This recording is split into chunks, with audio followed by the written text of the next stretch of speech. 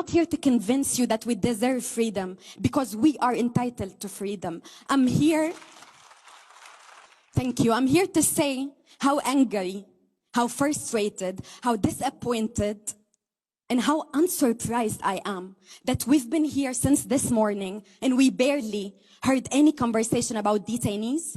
We barely heard any conversation about normalization. And most importantly, we barely heard any conversation about a political solution. How come, thank you, how come that any of us here believe genuinely that an early recovery for Syria could be possible while Assad is still in power?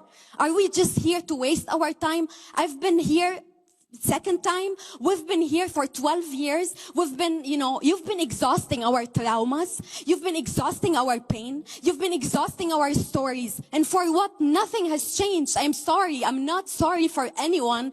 I know that many of us have been, I appreciate the work that many of us have been doing. But it's not enough. Assad is the main perpetrator in this country. And Assad is the reason that I had to flee the country. But Assad was enabled by this entity and by many other states.